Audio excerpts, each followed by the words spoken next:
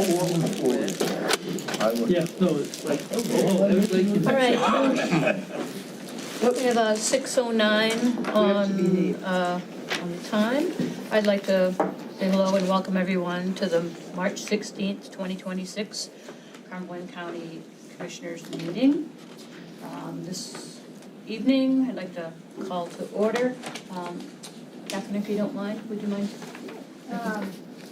Chair Smith. Here. Vice Chair Tadler. Here. Commissioner Katarina. Here. Commissioner Gordon. Here. Commissioner Cloutier. Present? Excellent. We have a quorum and everyone is in attendance. Appreciate that. Next, we'd like to ask those who would like to join us for the Pledge of Allegiance. Allegiance to the flag of the United States of America and to the republic for which it stands, one nation, under God, indivisible, with liberty and justice for all. All right. On our agenda this evening, we have the approval of the minutes. That's CD 26-007. Approval of the minutes, February 17th, 2026, meeting of the Board of Commissioners. Do I have a motion? So moved. Second. I have a motion by Commissioner Cloutier and a second by Commissioner Tyler. Also heard chime in there. But we have the meetings. I only have one correction before we take a vote from the approval of the comments from the public. On our review of these minutes, on the second page, it has at 8:53, Chair Smith closed the public comment. I think the word just needs to say opened the public comment at 5:36, and it was closed at 6:35. So just one small word of a change that I found. Otherwise, it looks complete. Yes. Another one, okay. Yeah. We have a statement in here on the second page of the minutes. It says, if the contract was ended, ICE inmates would lose access to Portland services. I don't believe that's correct. Yeah, I don't, does anyone else have a recollection of that comment? I almost remember that. I thought that was odd. Yeah, Would you like to strike that? please. Would, Yeah. yes? Okay, could the clerk please, or administrative assistant, strike that sentence? Is there anything else? No. Okay, so with that strike of those, of that wording, is everyone okay with the approval of the minutes with that strikeout? Okay, all those in favor? Aye. They'll show that unanimous. So we'll make those changes of the one word open to closed and then striking the language that Commissioner Gordon brought to our attention. Thank you. Next we have in our agenda is, and that was a unanimous, right? I want to make sure I capture that. Thank you. Next we have the informational reports and presentations. The first, I believe, is just informational reports for us. That's CD 26-008. Information reports for Cumberland County Regional Communications Center, their fourth quarter newsletter for 2025. Does anyone like to make a motion? So moved. Thank you. It's a motion by Commissioner Cloutier and a second by Commissioner Gordon. Any thoughts and comments on that? Great. All right. Seeing none, all those in favor? Aye. Thank you. That is unanimous for that informational report.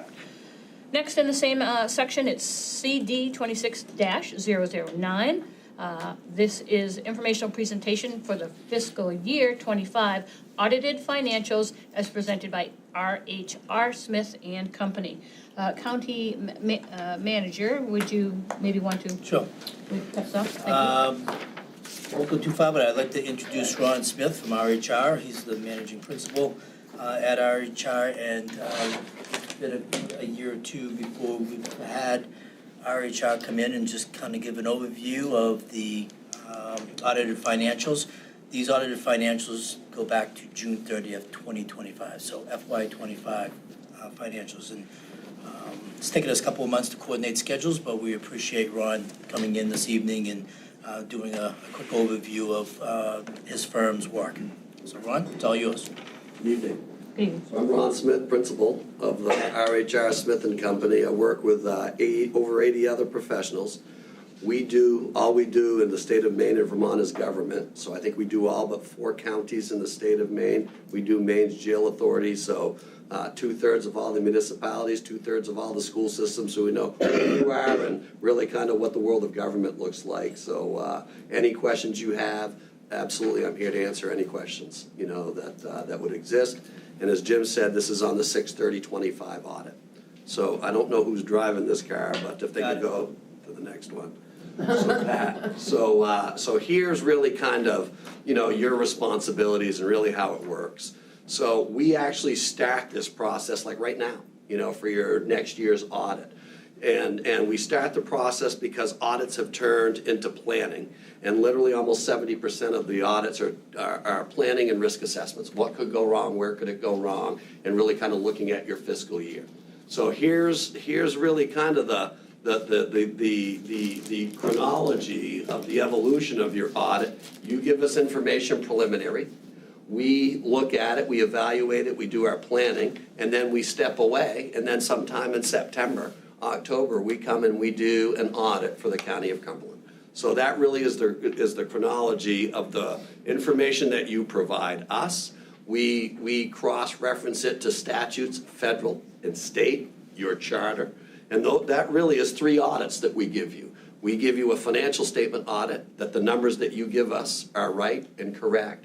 We look at how they got on a piece of paper, because we shall and must understand how your numbers get on a piece of paper. So we go through the evolution of checklist and questionnaires that we provide you all, and you guys answer those questions back to us, your fiscal staff, that provides us the answers, and we go through and we verify and make sure what you said and gave us for answers is actually what you're doing. So that process starts like right now. And literally, we take 4 to 5 months and we do a bunch of planning, and then we schedule our on-site time. And the responsibilities is what you give us, we give it back to you. And the best way I can say it is what you give us for reports turns into a monstrous document that I can see right here in Teresa's lap that's about 135 pages long. So that's really the evolution of the audit. Reports that you give us that turns into, and a bunch of other information that turns into that booklet right there. So next slide. And that booklet is prepared based on your information. And if we have disagreements, if we don't agree with the math or the documentation that you all provide us, we'll have conversations with your management so we can arrive at some comfort level of what the math should be. And I can pleased to say that we didn't have any of those conversations. So next. Good. Three audits we do. We do a financial statement audit, which is literally the first 2/3 of that audit report. And that's with the math, the numbers, the general operations of the county and the various departments that you run here.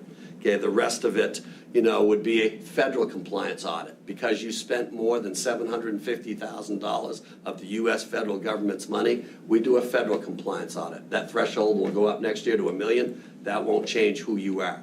And sadly, before COVID, you used to be your DECD grant that you got directly from the U.S. Department of Housing and Urban Development. COVID changed all that into the original COVID relief funds, ARPA. We've audited all those funds that have run through the County of Cumberland. I believe normality will probably start getting back to your DECD grant, auditing that going forward, and some other unique grants that you'll have going forward, just to let you know that. The next audit that we do is a state audit, because you get money that runs from the State Department of Health and Human Services, for some of your social service grants that you have with them. We have to do an audit in accordance with the state of Maine and some of their standards on, I believe, 2 or 3 specific grants, that put you over their state threshold. So we're doing 3 audits: financial statements, federal audit, and state audit. And we're pleased to tell you, you've got our highest report. It's an unmodified report. If we had areas of fraud, collusion, defalcation, any disagreements with management, we'd have to mention in that report. And as I said before, the basis of our opinion is the highest opinion that we can give you, and that's unmodified. So next slide. And really, here's kind of like who you are. Really just, we try to pick out some balance sheet items, that, literally, so you can kind of see the progression that you've made from year to year. And if you can see, based on those color pie charts, green representing the most current fiscal year, you're almost a model child, and from of consistency from year to year. And that's really what those graphs tell you. Things have grown because things have come, things have gone, largely in part to the federal money and state money that you come in, that there's timing differences on how that money comes into when you spend. I'm really seeing nothing up there that would say, hey, we really need to talk about this. No, you are a financial, healthy county government. Contrary to what you may hear about some of your other counterparts in the state of Maine, the county of Cumberland is not in that position. I want to make that crystal clear. And as I said, kind of transitioning, this audit really was a product of Alex Kimball, now Teresa Grover, really the fact that we're still sitting here, before the deadline, as Jim said, and having this conversation is really kind of the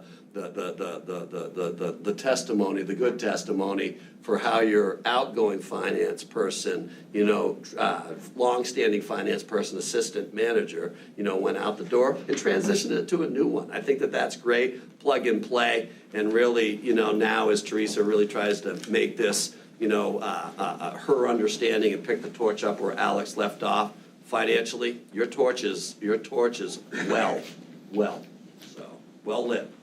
Next page. And I do not have my glasses on, but you're going to see revenue projections, I believe, here, a 3-year comparison. And there's really nothing, here that really kind of jumps out at me. I can tell you those miscellaneous revenues are probably various charges for services, within some of your departments, but clearly nothing, that has, that jumps out at me, even with kind of the bridge, the property tax, kind of when the jail, birthed itself into its own fund, which is why I think you're seeing, that spike there in that property tax revenue. Your property tax revenue is broken down into 2 pieces, jail and non-jail is the best way I can say it. So, next page. And really, there it is, for the county government, there, and I believe right there that taxes you municipalities, correct me if I'm wrong, Teresa, that's the tax piece for the operational non-jail piece, correct? So we try to focus on that.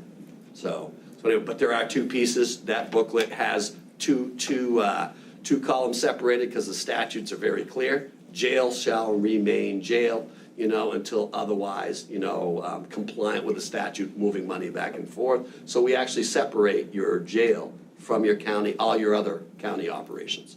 So, but you're seeing the actual estimates, coming in, where you're, where you had anticipated them being to where they actually are.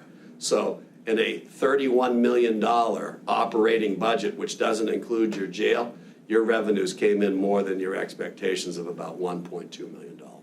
You'll see there where. So favorable as opposed to unfavorable, which is where you want.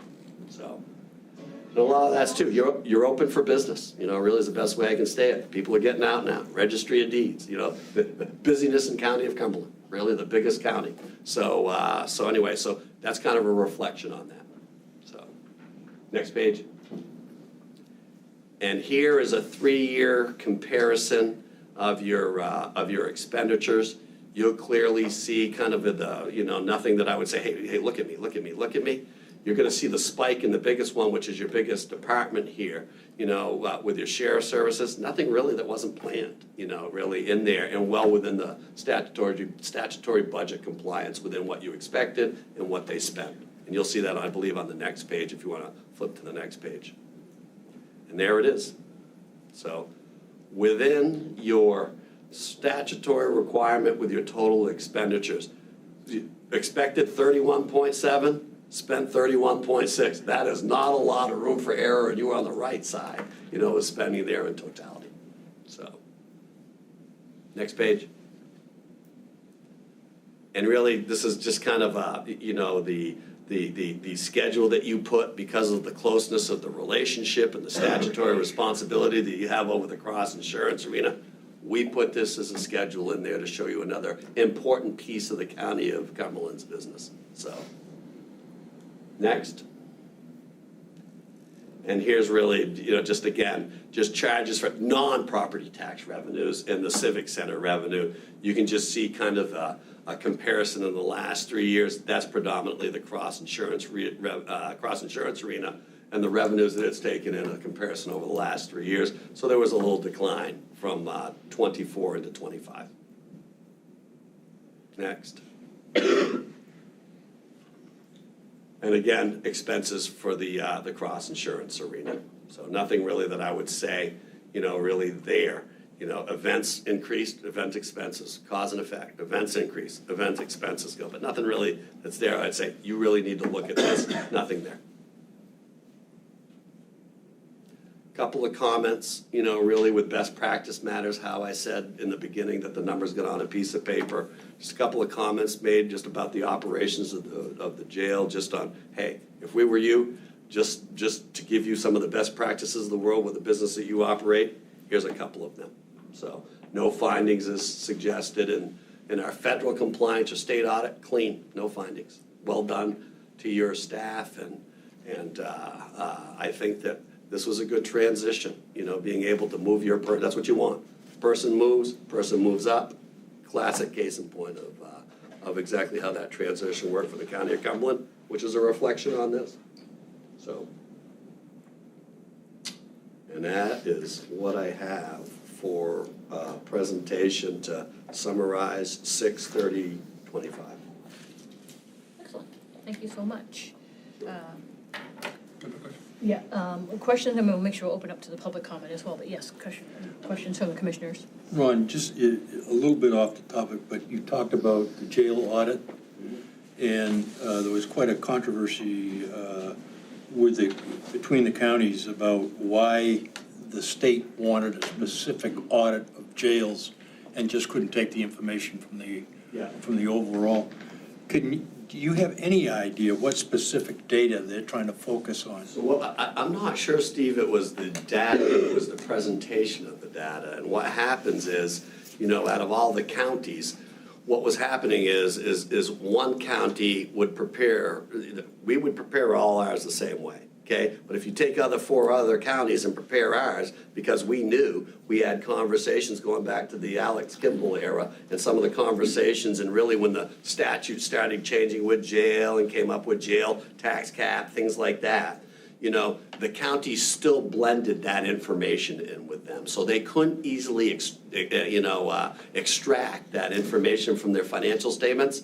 So I think that there was a lot of controversy, a lot of conversations. I participated in the Maine Commissioners Association. I worked closely with the Department of Correction, Mitch Boynton, and what they said is, we want to be able, if we're going to fund this money and we're going to have a tax cap, for the correctional system jails at each county level, we want to be able to pull that information so we can take that data and compare other counties to other counties. We want to be able to compare populations, bed, federal limits, things like that. So they came up in the conversation. It's actually been going on for a few years now, but I think that they landed starting this year, ended 6/30/26, because they're on a fiscal year too, 6/30.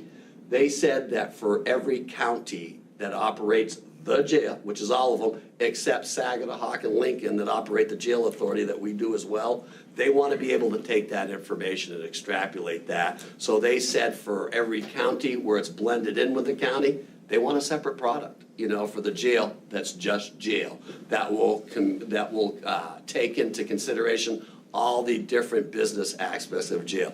Your inmate benefit account being one of them. Any other trust funds, any jail programs, that you run, for the inmates in there. So that's all, pulled out, and that was a statute that they passed this past year to do that. And I know you were at that meeting, and we certainly talked to that. And I also know that as a piece of their corrections budget, that they are planning on funding this jail audit through corrections. So you'll get a piece of your audit reimbursed for corrections. And, Jim and I and Teresa were talking this afternoon. I think it's kind of an amount to be determined, but I know that was the plan, as they knew that there was going to be this cost to kind of uniform everything together. So expect to see a reimbursement from the Department of Corrections, from what I understand as soon as last week, for the jail audit that they want to uniform, so, for all the counties. Thank you. Yeah, sure. And that reimbursement would come when? So that's a good question. So I don't want to speak for the Department of Corrections, but here's what I understand. It's supposed to come for your 6/30/26 audit when we pull that product out of there. So after Do a July place- 1st. We'll do a placeholder, Yeah, right? after July 1st. Perfect. And I am 100% confident. Mitch Boynton's a good man, you know, and he's been nothing, you know, but I think Tim Curtis is your representative on that. They've been nothing but gracious, and they also see, you know, with, and we won't mention any names, some counties having some issues with corrections not named Cumberland, to try to stay out in front of some of these, you know, not just operational deficits, but some of the jail deficits that they're seeing out there. How's the county gonna claw this county gonna climb out of this hole? So to be able to have this information uniquely identified just will help them work with the counties, you know, more so individually, because they were struggling really to pull this information out, so. Very good. Good question. Thank you, Steve. Anyone else, any questions or comments? I just have one question, and we'll open up to the public comments. But first of all, thank you for the thorough explanation around our audit. We're named Smith, but I don't know you, just so you're not part of my family tree. Are you sure? I don't know. I know a lot of Smiths out there. But when you have folks on site here, I'm just curious as to your experience. Are you here multiple days? I hear, you know, just 12 hours. What does it look like in terms of our staff and what they need to do? We're here multiple days, okay? Here's what I am sure of. We used to be here more multiple days, but the emphasis on auditing now has been put into planning and risk assessments. So Teresa and her staff, listen, they're very good at uploading us information, so that will minimize the impact of how much time we're here. But we're here doing 3 audits, and literally, I think that really what it doesn't do justice is the amount of teammates from our HR that we assign to the county of Cumberland, or any audit forever now going forward. I just said you got 3 audits. What's that tell me? I got 3 different managers, you know, from our company, making sure what piece we talking about, because that's a different person, that's a different person, and that's a different person. So all depends on who we're talking about, what piece of the audit, but usually a lot of that information is provided long in advance that you guys are very good about doing for us. And I can tell you, others aren't, and I'll just leave it at that. Well, thank you for that good glowing feeling that you've left us with. Thank you very much for your services. Is there anyone from the public, thank you, is there anyone from the public who'd like to speak to this matter? Please approach the podium. Great, seeing none, the public comment is closed for this item. What is the wish of the county? Move to accept that. Okay, move for acceptance. Second. And a second, so we have a motion to accept from Commissioner Gordon, a second by Commissioner Cloutier. All those in favor? Aye. Show that unanimous. It's been a great pleasure. Thank you. Thank you, Ron.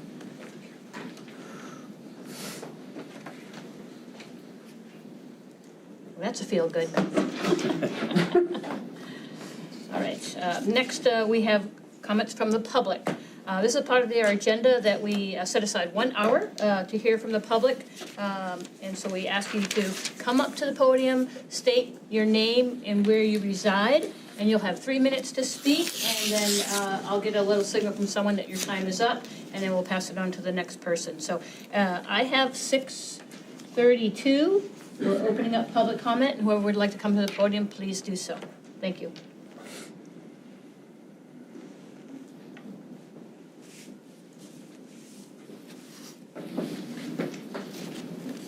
Hello, Shelby Layton from South Portland. Good to see you all, as always.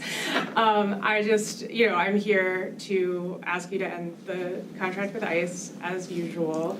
I think there's fewer of us here tonight, but not because there are not the hundreds and thousands of your constituents who care about this issue and who we're here to represent and let you know that we're here and we're still keeping an eye on this question, and interested to hear what you all are thinking in terms of next steps, especially after the executive session today. And I also, I was really concerned by the news about cooperation between the Portland Police and the South Portland Police and ICE, and I was wondering if you all are doing any oversight over what the Sheriff's Office is doing, and if there's been similar investigation into the Sheriff's Office cooperation with ICE, and I'm also wondering if the Sheriff has come out. I have not seen anything, but I would like to know if the Sheriff has committed to beginning to follow the new bill, LD 1971, that's going to go into effect later this year, as multiple police departments have now done, the state police has done.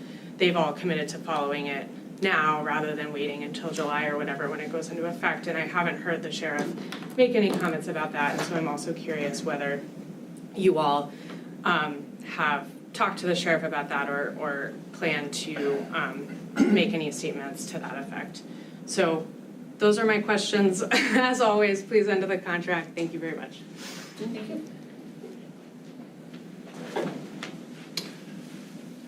Hi, my name is Jack O'Brien. I'm a resident in Brunswick, and I'm here to ask you to cancel the contract. I'm here to actually tell you that, like, as you might notice, today's a particularly good day to cancel the contract, right? There are no detainees in the jail, you're not getting any funds, and we know to a certainty that we will be electing some folks who will cancel the contract in November. So what a wonderful opportunity to look like you're gonna do something and cancel the contract today.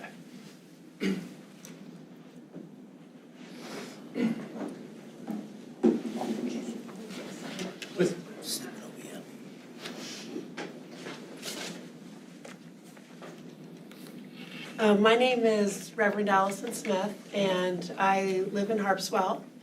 And I'm here because I believe that Cumberland County, which is my county, is doing something that is morally wrong. For 10 months, people have come here of all ages, of all races, of all economic backgrounds, to share their heartache, to share their suffering, to share their anger that we are cooperating with ICE. It has seemed to fall on deaf ears for 3 of you who have not acted. And I also am concerned about our county manager and his role in advising you about this. Because the truth came out that we didn't have, at least on the women's side, any people from Maine being housed in the jail. So what was that? That means that we are cooperating with pulling people from New England and detaining them, causing suffering to their families. Then the truth came out that ICE, well, we saw it with our own eyes, ICE was terrorizing our communities, our people. And so I thought, oh, maybe then you will do what is right. But no, then it was the worry about the money. And then the truth came out that really this is about the money. You've said it's not about the money, it's about the money. You have been making money on these people's lives. It is time to do what is right. You balance the county budget based on people's lives. Dietrich Bonhoeffer said, there's a time to drive a spoke into the wheel of injustice. It's time. And I just want to close by saying, yes, maybe it's spring, people are happy except for the rain, but in my world, I getting a call from a pastor of an Angolan church saying to me his assistant pastor is detained in Arizona, and he's telling me that his wife is crying every day. His wife is crying every day, and he's not alone. Thank you. Thank you.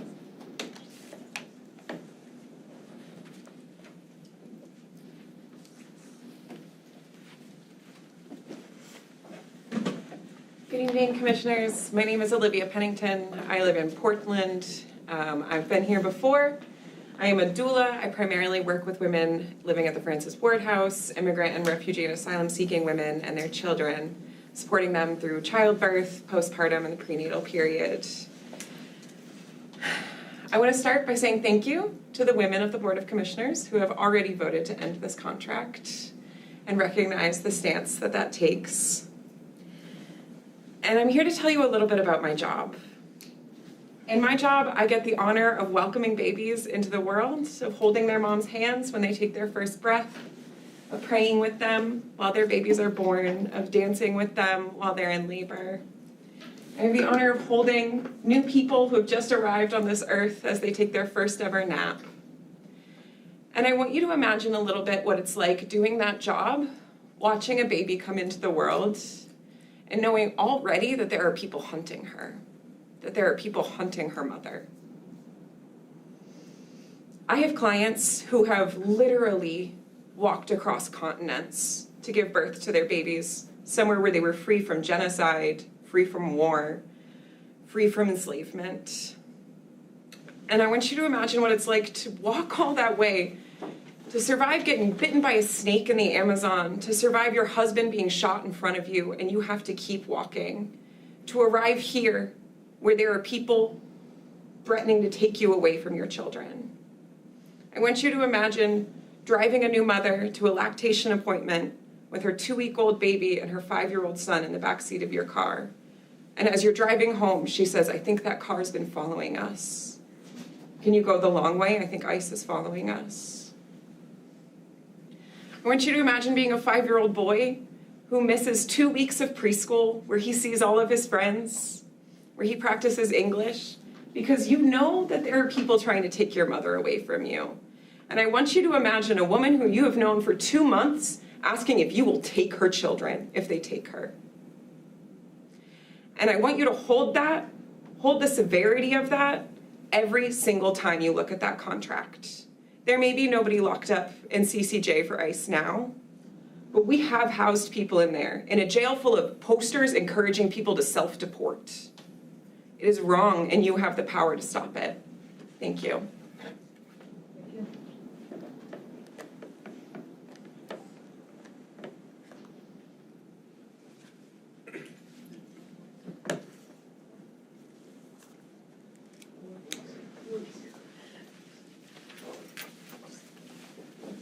How's it going, Commissioners? My name is Tofi, and I am a resident of Portland. I stand here to also urge you to end the contract.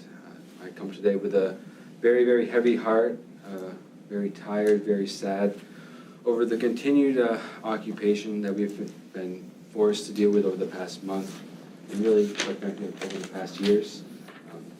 This is my first time speaking as one of these. However, I've been attending these months, unfortunately, coming up on a year now. And all the while, we have heard from educators, from faith leaders, from concerned neighbors, all united in their opposition, right? Really bearing their hearts, their souls, and speaking their truth as to why this contract is so detrimental to our most vulnerable neighbors. And all the while, we have seen the arguments, the rationale for why this contract should be in place continue to shift, right? The goalposts have continued to shift. First, we said, I haven't seen any sort of collaboration or workings with ICE. We know that to be untrue. Then we've seen, what about the location? We want people to be closer to their families and their legal supports. Well, yes, but then, as you all showed us with the numbers last year, over 50% of the people at the jail were from out of state. So we were the ones who are actually keeping people from across the country housed here in Portland away from their own supports and their own networks, proving that we're just one of many nodes in a nationwide network of deportation.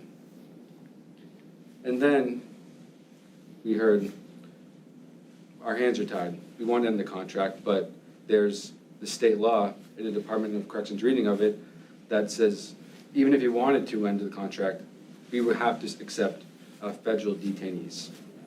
And then we said, okay, so we'll work with our legislators, Rachel Talbot Ross, to rectify this. So we have control over who we can and cannot accept in our county jails. So you can maybe see why, after being here for months on end, we're providing the solutions, you're coming with questions, all the while we've been stonewalled. And that is so trying, especially with the increased immigration enforcement of January, where I've had to drive around as a person of color in fear of unmarked vehicles just driving to and from work. I've had coworkers who've been threatened by mace, by immigration enforcement. So it's been very heavy to see when we have this power in front of us that we have been stonewalled. And it's important to note that we have to make our judgments and pass policy, make these decisions based on the world and the neighborhood and the state and the county that we want to live in, and not the other way around, and let folks dictate that for us. So let's use our power here today and end the contract. Thank you. Thank you very much.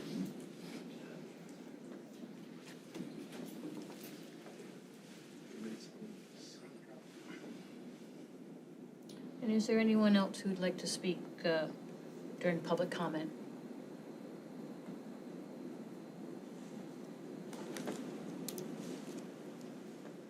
Okay, seeing no one else come to the podium, we will close our public comment period. Time is 6:45. And I want to thank everyone who came this evening and those who spoke and those who didn't speak. I appreciate you being here at our meeting this evening. Thank you. Next on our agenda, we have a consent agenda, and that consent agenda has 4 items on that agenda. I'll read those and then look for a motion if I could. The first item is 26-018. That's the acceptance of $2,631 from the Maine Drug Enforcement Agency as an asset forfeiture pertaining to a 2023 traffic stop in the town of Brunswick. The other item is 26-019. That's authorization for the county manager to award the design services for the fire alarm replacement at the courthouse at Jensen Hughes in the amount of $91,500. The third item is 26-020. Authorization of the Cumberland County manager to execute documents in conjunction with the renewal of the City of Portland and Cumberland County HOME Home Consortium. And the third is 26-021. Oh, I'm sorry. Fourth, yep. The authorization of the county manager to submit a proposal to the State of Maine Department of Public Safety in response to the fiscal year 26 Substance Abuse Disorder Assistance Program request for applications. And the last one, 26-022. That is the authorization for the county manager to enter into a contract between Cumberland County and Cumberland County Friends of Restorative Justice for restorative justice services for an annual renewable contract up to 3 years. Do I have anyone who would like to make a motion for this consent agenda? Move passage. Thank you. Second. I have a motion by Commissioner Cloutier, a second by Commissioner Caterina. Do we have anyone from the public who'd like to speak to any of these items on the consent agenda? Sorry, thank you for that help on that. No public comment. Thank you. All those in favor? Okay. Aye, that is unanimous. All are in favor. Now we have new business, or we will have public comment. 26-0-23. We have the approval of the Community Development 2026 Annual Action Plan, including the allocation of the CBDG and HOME partnership funds and contingency plans. It indicates there are 2 public hearings required for this item. I'm going to pass this over to the county manager. Thank you. Every year for the last at least 20 years now, we have gone through a first and second reading for the CDBG program. It's in anticipation of their submission to the Department of HUD for the coming year projects. And before I go too far and take a lot of wind out of Courtney's presentation, I would like to invite up the CDBG manager, Courtney Kemp, to present this item to the commissioners. Thank you. Hello, thanks, Jim. So we started the process for reviewing the CDBG applications back back in November was when we released the application. The Municipal Oversight Committee, that's made up of one representative from each town or city throughout the county, meets to approve the applications, and within that committee, we have an application review team. We had 9 volunteers from the MOC this year that took the time to review, score, hold an open mic session to answer any other questions, and then give the recommendation to the Municipal Oversight Committee for the funding. The Municipal Oversight Committee met 2 weeks ago to review those recommendations made by the review team and did approve 5 infrastructure projects and 3 public service projects. So for the infrastructure, we have Westbrook, 2 Cumberland County, and 2 Gorham. One is a Riverwalk safety lighting. It's a high traffic area in Westbrook. They've come before us a couple other times in this year. After improving their application and showing the need, they did end up being the highest scoring. Alpha One, we have funded them in the past with critical access ramps. Habitat for Humanity is the rehab of homes. And the Gorham Food Pantry needs to add an addition onto their food pantry so that they can have a walk-in fridge and freezer. Right now, they are just bursting at the seams and cannot hold the amount of food and volunteers needed to distribute the appropriate amount. And then the Little Falls Community Center does not have any ADA parking spaces right now, and the grade does not allow for that ADA access, so they need some upgrades in their parking lot and their lighting as well. For the public service Furniture Friends, 2 of the 3 recommendations were first-time applicants, which we're really glad to see. Furniture Friends, they serve a lot of Cumberland County. It's a furniture bank that they're trying to grow. It's a very large warehouse, and with some additional infrastructure within that warehouse spot, it will allow them to say yes to more. They work with a lot of different hotels and colleges that will drop off a lot of, whether it's beds, just side tables, things like that. And right now, they're not able to say yes to everything, so those companies are unwilling to parse out what they can accept. So this would allow for more space and then more volunteer. The Crosswalk Community Outreach is 100% volunteer run. They have a food basket program, a community closet, and they have someone there that has a resource navigation for 40 hours a week that is also volunteer. So this will help them stay in this new building that they're working to purchase and help with operating costs and leasing that. And then through these doors, we see each year, and we have a great relationship with them. This is to fund they're partially fund a position within these doors. So those are the CDBG recommendations for this year. We do have a home recommendation as well, which is for Hazard Towers. It's quite an old South Portland Housing Authority building, and they do need quite a bit of upgrades to the sprinkler system, generator, furnace, just bringing everything to newer to have it more sustainable and keep everybody housed. And the goal is to also use the community space room to build more units to offer housing for more people. So that is the school's recommendation. Thank you. Excellent. Thank you for that information. We appreciate it. I believe we need to have a motion on the floor and a second, so we have a motion. So moved. Thank you. We have a motion by Commissioner Katerina and a second by Commissioner Cloutier. Thank you again for your presentation. Is there anyone from the public that would like to speak to this matter or anything that they've heard this evening? Okay, great. Thank you very much. Commissioners, do you have any questions for Courtney? Excellent. I don't have any questions, except I just want to say thank you for the oversight and working with all the variety of allied groups that, some are new to the process, some are frequent flyers, so to speak, of the funds, and I really appreciate all the hard work you do, and just also the convening of people and understanding how to put together a good packet of information so that it can be reviewed and scored properly. So thank you for all that hard work. I know it makes a big difference in the communities. Obviously, by the list that you just gave us, we're hitting so many different communities in our county, and I really appreciate that it's really spread out. You can say something. Well, I understand we still need 2 public hearings on this, so Yes. we'll, Yeah. anything we do on any pending motions would wait for April? This is, I think your motion on the table can be just to remand this to the April meeting for second reading and final action. So moved.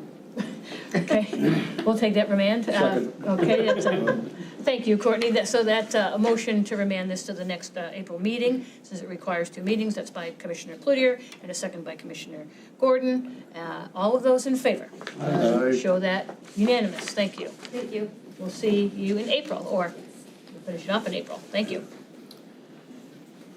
Next, we have item 26-04. That's the authorization of the county manager to award a bid Cumberland County Jail roof replacement and enter into a contract between Cumberland County and Tecta America New England LLC for the roof replacement services in the amount of $2,164,100. County manager, if you would, please. Thank you. It actually is nice to actually see this item hit the agenda, because it's only been something that we've had probably in 3 or 4 different budgets, and we've always had a more immediate emergency that we've needed to shift the money over to. And so to get this to the award stage has been a work for probably about the last 6 years. But we're bringing forth a bid to do the jail roof, just over $2.1 million. We feel as though that was a great bid from what we thought we were getting into in terms of a cost associated with that improvement.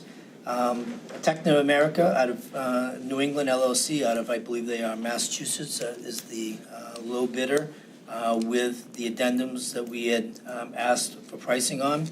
And I'd like to invite Bill Trufant, Facilities Director, up to fill in any voids that I just did not mention and answer any questions that you may have. Thank you. Good evening. How you folks doing?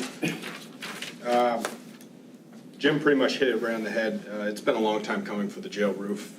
Normal roofs of that style, ballast roof, last about 30 years. We're probably at 34. And over the past few years, we've been plugging a lot of holes just to get by. And as Jim said, other emergencies arise that take priority. To kick this project off, we had 17 different vendors show up for our pre-bid meeting, which got us very excited that, you know, the work in this field is starting to slow down. So other companies are looking to step in and, you know, potentially sharpen their pencils and get real value for this type of project. We ended up having 4 vendors supply bids. The bids we broke down into 2 styles of roofs. One was to replace what was existing, which is a ballast roof. It's a rock covering. It's the weight of the rubber membrane is held down by the weight of the rocks.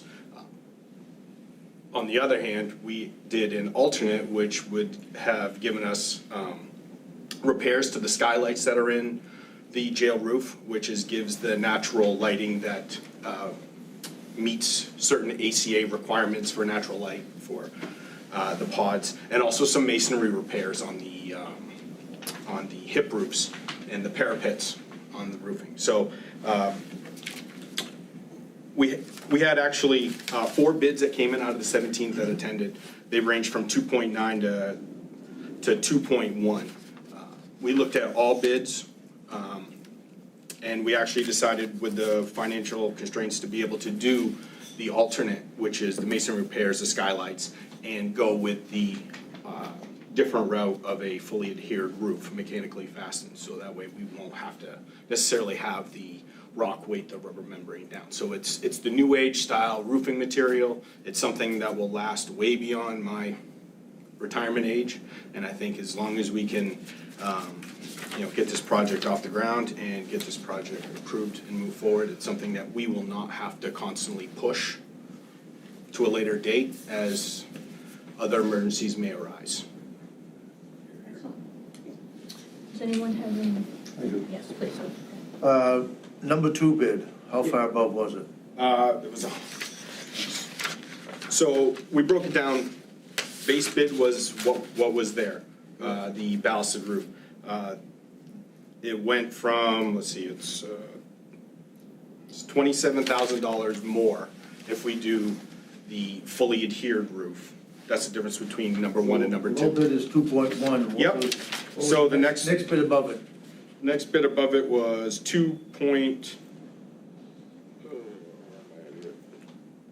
it's like 2301, 221.99. So it's like 100. Is it 271? Yeah. Yeah, 271.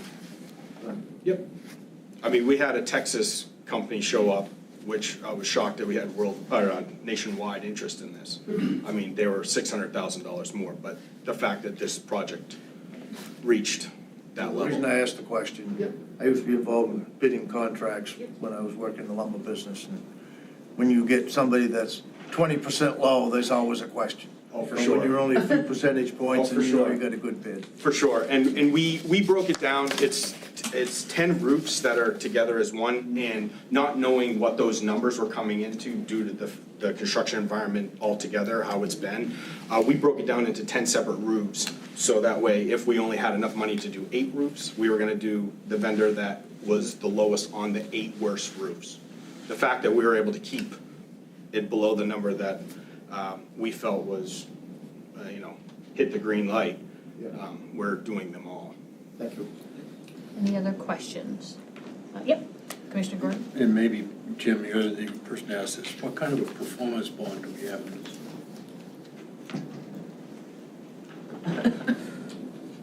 15%.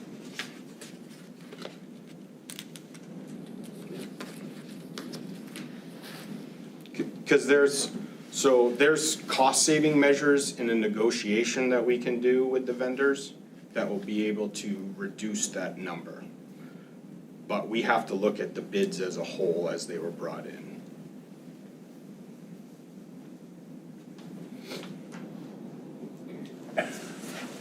And Bill, I have Answer just your question. one question while I guess something's being looked up. You mentioned it's gonna be past your retirement. Of course, we all retire at different times, don't we? But is this roof, is it a 30-year roof, a 50-year roof? I mean, in terms of technology, how far it's come? Right now, it's a 30-year roof. Okay. The fact that the ballast roof was installed in its original, Used to require 100%. Right, and it got 34 years-ish, you know what I mean? This type of roof, as long as it's kept, maintain. oh, absolutely. It's 35, 40. But materials change as Sure, industry changes. so, absolutely, yeah. yeah. Did you have some comment over there? Is there some question? No. Oh, okay. Just want to make sure I'm not losing anyone's train of thought. Okay, I think we're all set. Thank you so much, Bill. problem. Appreciate the information, and good luck with that. We need to put the motion on the table. Could I have a motion for this? So moved. Second. It's a motion by Commissioner Caterina, and then a second by Commissioner Tyler. Is there anyone from the public who would like to speak to this matter? Okay, seeing none, public discussion is closed for this. Passes? Thank you. And, well, I think we already have a first and a second. Yeah. Yep, and all those in favor? Aye. Show that unanimous. Thank you very much. Next, we have item 26-025. It is the authorization of the CCEMA to use grant funds totaling $239,971,000. What did you blow up? Yeah, my tax guys struggled with me. .04, for the purchase of the multi-mission robotic system from Teledyne FLIR. County Manager, do you want to fill us in? I'm going to invite Michael Dirk and EMA Director up to present this item. Excellent, thank you very much. I really blew your budget right there, Mike. Oh, in a good way. He was happy to get that kind of money. Yeah. And I thought, oh, they're never going to pass that. Well, thank you for having me. This is actually kind of a follow-up request because this, the commissioners already voted on this as a package of items when you accepted the grant, or because the award amount is over $75,000 per county policy, have you approve it again once we actually make the purchase. And what this item specifically is It's actually 2 separate robotic systems to be used by the sheriff's ESU, commonly known as the SWAT team. There's one that's probably about yay big on little treads that has a little grabber arm. They can go in, obviously, where people cannot, at minimal risk of getting shot. Instead of putting a person in harm's way, we can send this little robot in and it can grab something or it can bring something. There's a speaker and the sheriff's office can talk to a person or listen to them. They can have kind of a conversation. So that's one of the items. That's called a pack bot. The other item you'll see in the quote is what's called a throw bot, and that's essentially probably about yay big, and that's designed to be thrown in a window where it rights itself and performs similar functions, but obviously it's much smaller. It's not able to actually grab anything. So that's able to determine what is in a room before they potentially put officers in that room to put anybody at risk. So there is one note I'll make as well. There's one nuance my writing didn't capture on the effective date there, where the award ends on 9/30 of 2027. That's the period of performance federally is 3 years. The state only actually gives us 2 of those years. So a better measure to impose a small bit of urgency would be our effective date would more be 9/30/2026, at which point the state comes back to me and asks, why haven't you bought your robot yet, essentially. Otherwise, I'm happy to answer any questions. Thank you very much. Do you have any questions? Yes. So this is just equipment that is grounded? I mean, it only moves on the ground? Yeah, no drones, nothing flies here. Great. Any other questions while we have our director here? Okay, thank you very much. Appreciate the background on this. Could I have a motion on the floor, please? So, second, whatever. We have a motion on the floor by Commissioner Cloutier and a second by Katerina.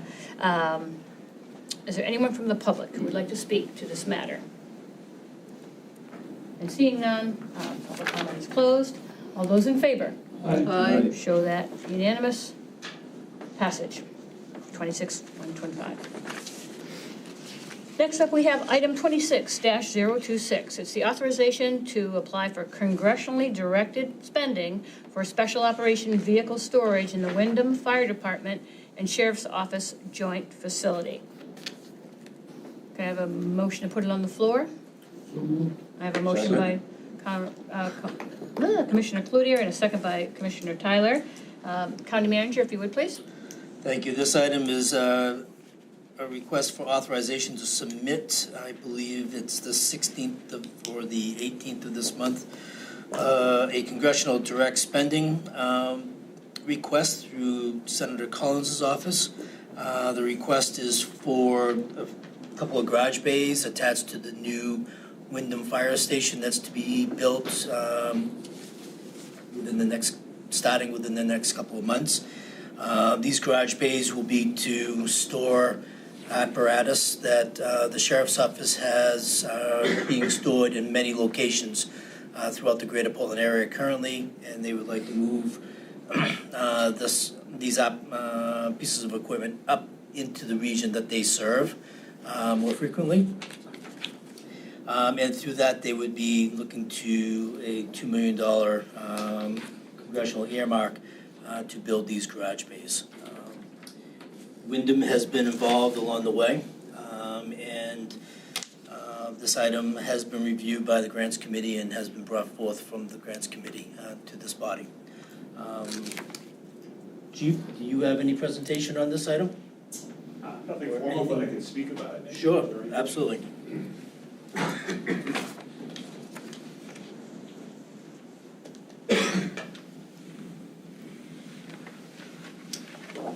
Thank you. As the county manager had mentioned, this is authorization request to ask for the congressional district spending. We have been working with the grants committee to put together a package. This is a topic that the sheriff has met with Senator Collins about personally in Washington, and we've got support where this is a collaborative between the county and municipality. The new Wyndham Fire Station that's being built is a collaboration with the county and the town of Wyndham.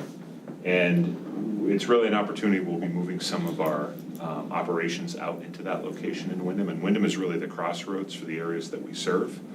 Portland, as far as law enforcement purposes, is kind of out of the way for the areas that we are routinely working in and working with those communities.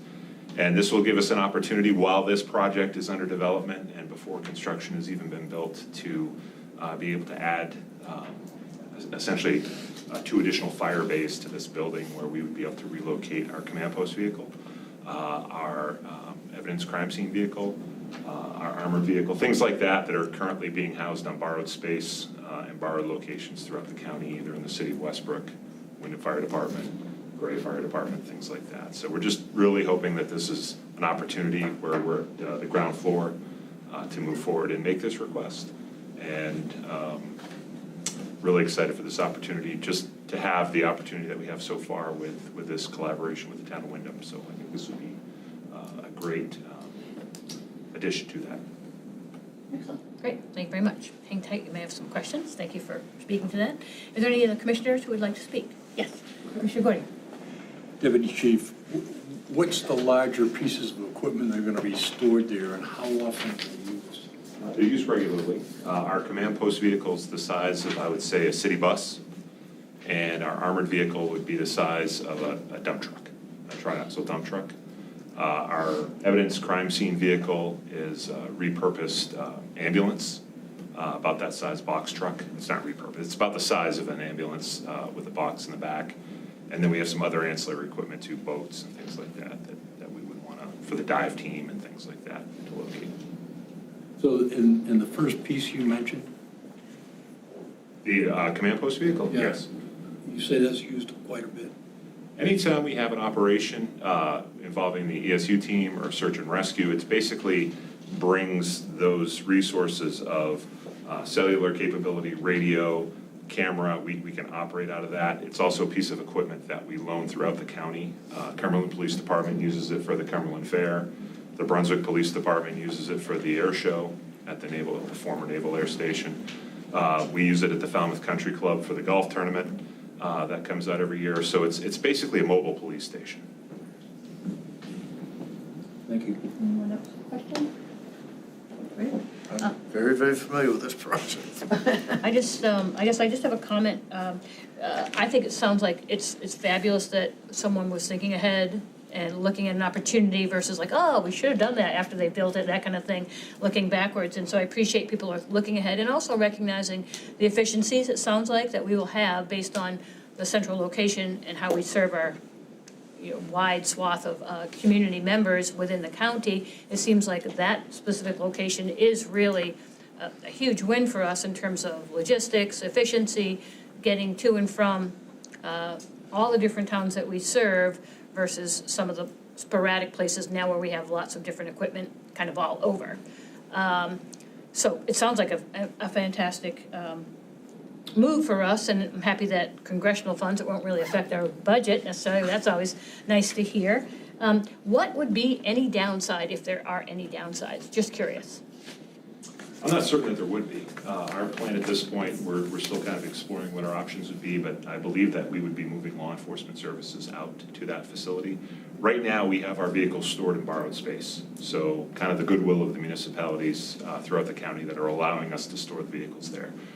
Last year, we were in a situation where we thought we would lose some space for the command post vehicle because at Westbrook Public Works, they needed to repurpose some space, but we were able to survive that.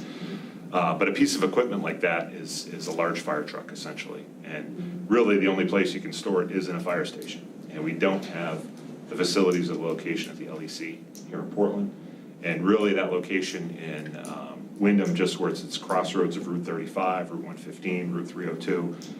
It's kind of the heart of where we are. So downsides, I think it's hard to find any. Certainly, we want to take advantage of the opportunity through the congressional district spending if we can. Sure. It certainly would be cost prohibitive for us to do it without it.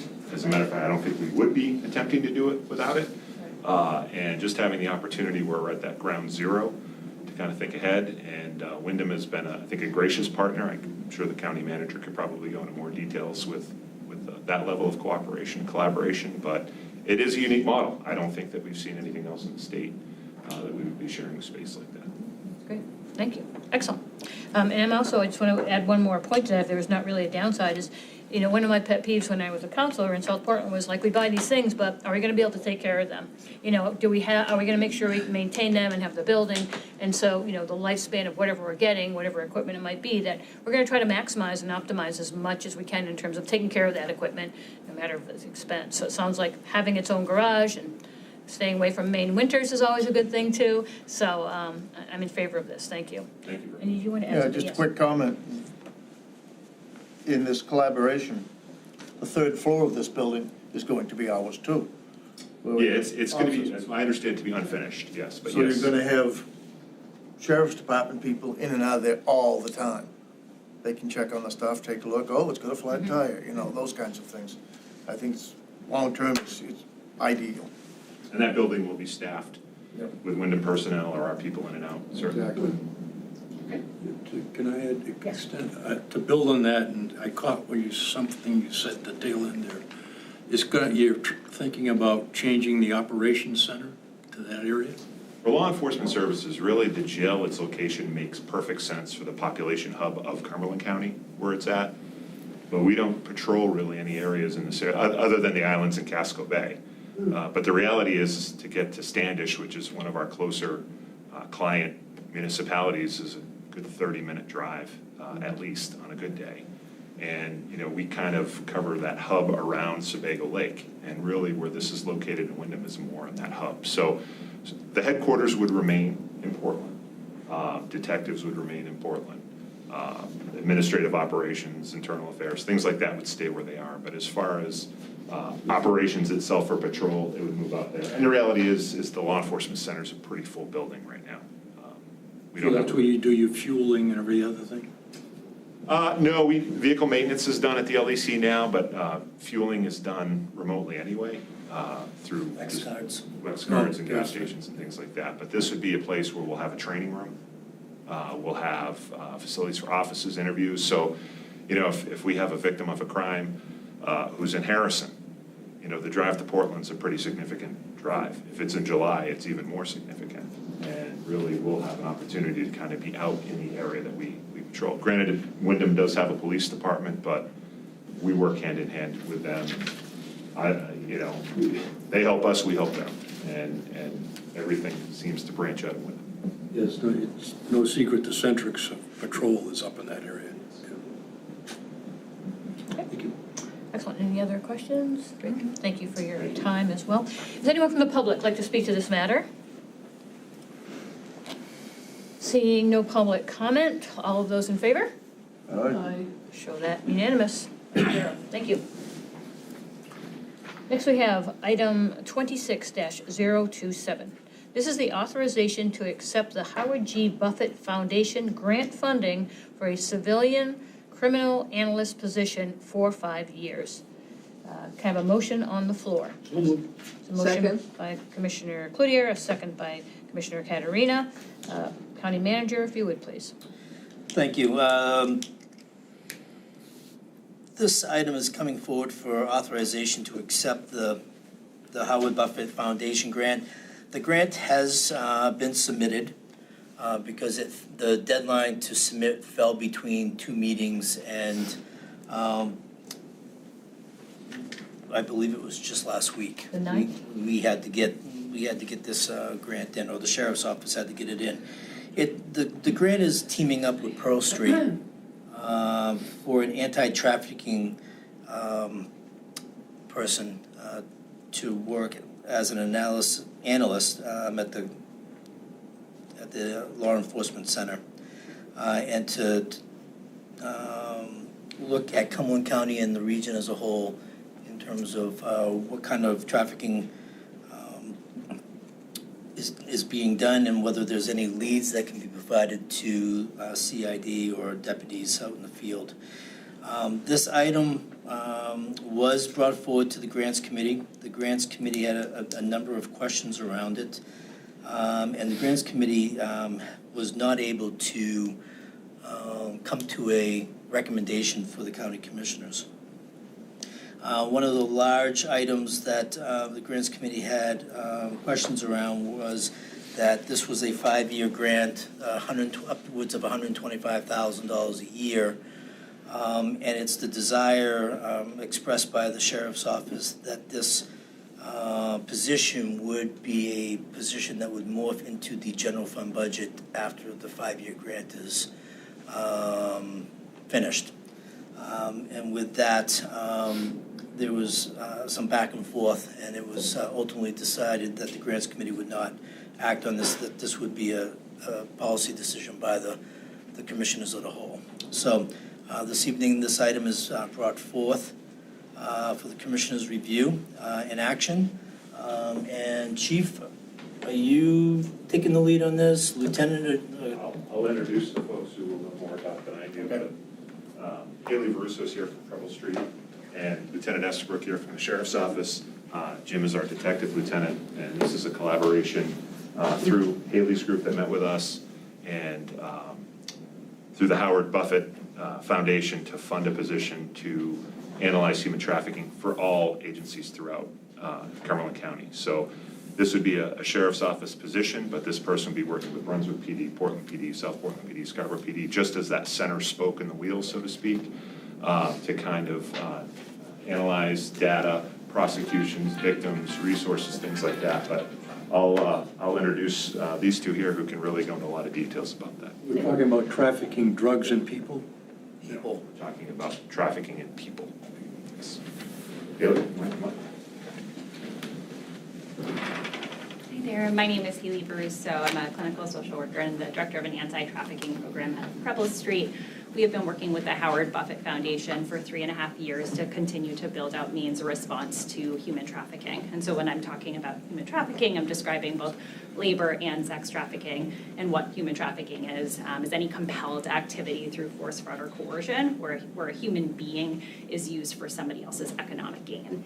Our program over the last 13 years has recognized that a holistic public health approach is how we best support survivors of human trafficking, and the ways in which we continue to reduce trauma and the experience of trauma for survivors who make the decision to move through the criminal legal system is to build out our capacity to understand human trafficking beyond the individual person. And so what we have learned over the last 3.5 years in particular, partnering with the Howard Buffett Foundation, is that some of these national best practices look at, lack of better words, following the money. And so this position, while I'm not an expert on law enforcement, what I can share is that this position will allow us to minimize how much a victim, a survivor of human trafficking, needs to participate in an investigation related to their own exploitation. And so our hope is that as we partner with the Cumberland County Sheriff's Office, as well as 5 other organizations throughout Maine, we're really able to continue to build out the response to survivors of human trafficking. I can answer more in-depth questions if that would be helpful. Excellent, thank you. Stick around, you may have some questions. Thank you so much, yes. Is there anyone else to speak? That's for, yeah, okay, great. Yeah, yeah. Okay, I don't want to miss anyone over there. Could we have a motion on the floor for this? So moved. Thank you. I have a motion by Commissioner Caterina and a second by Commissioner Cloutier to put it on the floor.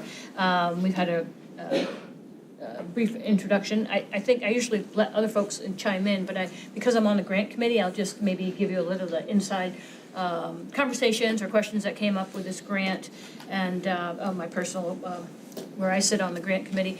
I had concerns in that, first of all, the work is valuable, there's no doubt about it. There is human trafficking that's happening all around our country and our county. So it's important that we have groups like Preble Street and others who are working on this together.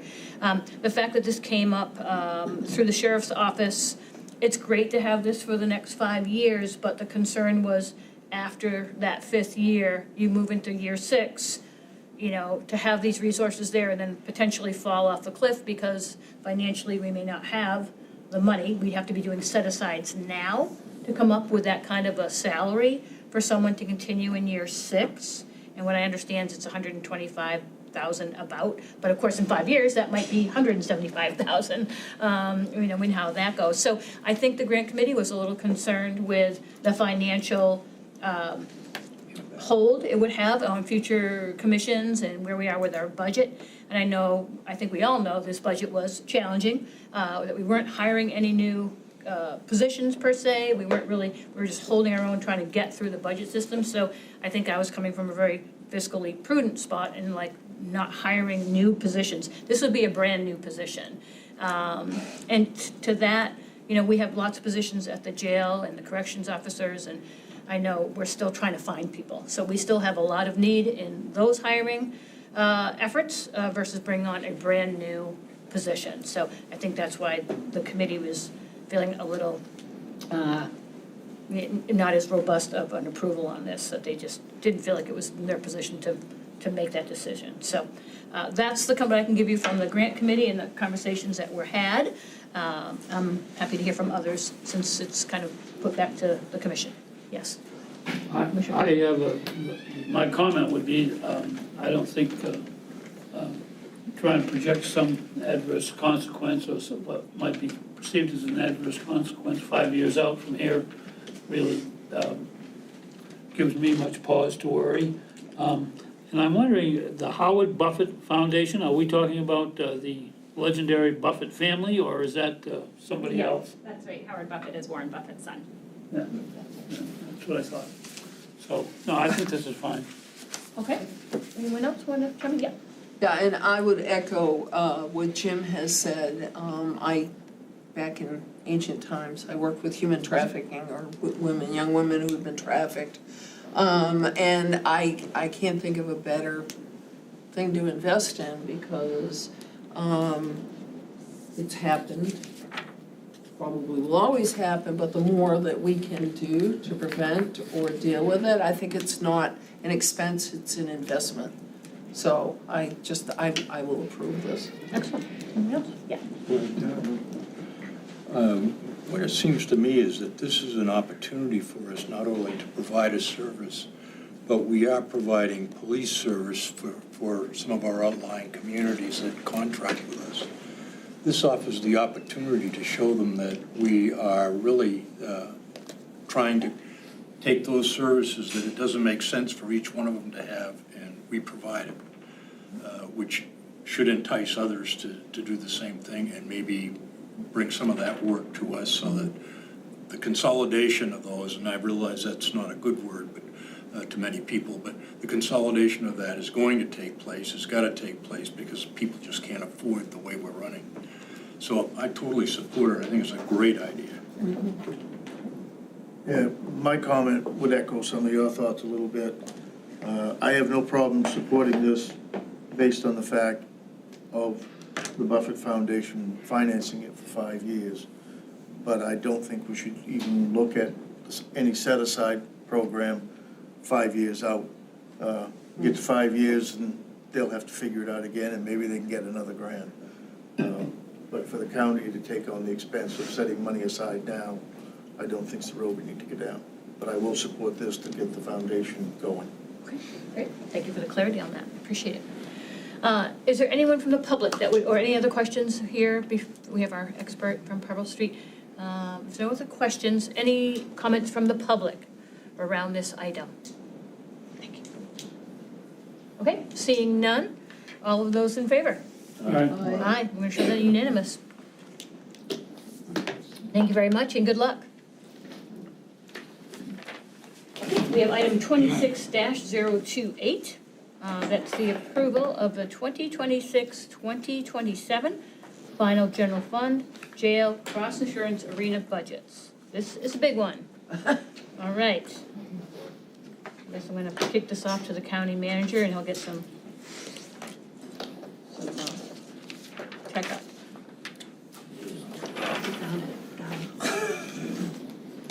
No word.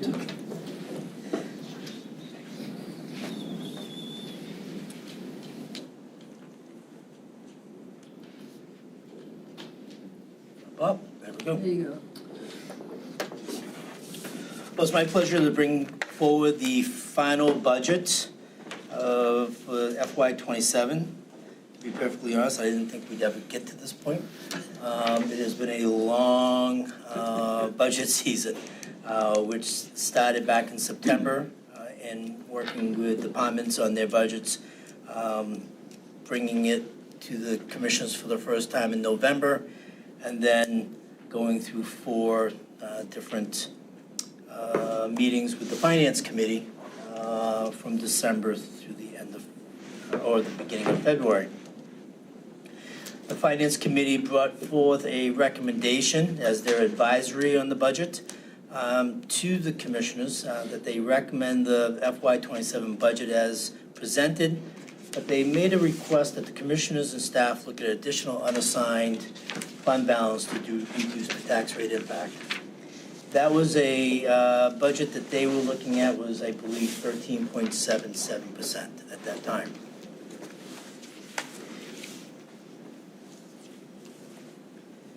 Jumping in, these are some of the budget impacts that we have seen. You have heard numerous times the solving of 4 union contracts over the last year had significantly provided impacts on this budget. Those contracts not only brought in salaries, some significant, but some unions also had changes in their retirement. As is noted here from the jail, going to 2/3 retirement through main PERS. We also saw a 12% health insurance increase. We're a few months away from the main paid family medical leave. Our insurances for workers' comp and property and casualty have gone up. We are seeing significant increases in software licensing year over year. And then our fixed costs continue to rise. This budget addresses a few items, but it also doesn't address items. It addresses competitive wages and benefits for union and non-union employees, the use of technology for better efficiencies. It no longer has a reliance on federal inmate revenue to support the jail operations. And funding expenditures to appropriate levels based on history and projections. What it doesn't address is new initiatives in support of towns and the taxpayers of Cumberland County, capital expenditures to the level of need, future contributions to the jail unassigned fund balance, and additional staff in certain areas that we need. Getting through the budget overview, many of these I've just made mention. I will highlight that only a half a full-time position is in this budget for new. That is because the current year budget has the other half in it. We split that position over 2 budget years, and so this is the second half. We have just over $317,000 in non-debt capital. We have no general obligation bonding in this year's budget. And there is the insertion of $500,000 in unassigned fund balance that will be funneled through the tax stabilization reserve, which there's an item later on in this agenda to capitalize that reserve. Significant increases, the unions, the contracts associated with the 4 unions, that was upwards of $1.5 million in wages and benefits of new money. IT software, just under $230,000. Of that, $50,000 was attributed to Munis, our financial software, going to a cloud-based solution, which increased our contract price. Jail food saw an increase of $150,000. Jail medical, the standard 3% year over year was $134,000. Risk pool's up 10%, and then due to staffing levels at the jail, we have had a heavy reliance on outside law enforcement, particularly Portland, South Portland, Scarborough, helping us out doing details at one of the 2 hospitals. And we needed to show the impact of that in the budget. There is the half-time position, like I previously talked about. Some of the revenue adjustments, we are going up $125,000 in parking garage revenue. Emergency management through our FEMA allocation is down $220,000. We removed $3.3 million out of the proposed budget for no federal borders. Just to put that into some context, this year's budget for the jail recognized $2.29 million. We were increasing that budget line to offset operational costs. Hence, it was reduced at 3.3 just over the last couple of weeks. Communication contracts up 48,000, district attorney's fees up 45,000. We've talked much about the deeds revenue schedule through state statute that kicked in January of this year, up 350,000. However, in the same statute, they reduced copy revenue, so we lost 100,000 in copy revenue. And then investment income. We talked a lot about that at our workshop. We originally had $50,000 in that line. Last Friday, we talked more about what we felt as though we were trending and what we saw in fees and projection on whether interest rates were going to be going down or cash flow going down. And we felt as though that 50,000 could be brought up to 300,000. And so we quickly amended the budget Friday afternoon and inserted that 300,000, and that will have a corresponding reduction in the tax rate in a couple of slides. Our total expenditures are up $8.1 million, or just over 11%. Our jail expenses and revenue, we're recognizing just over $460,000 in state funding.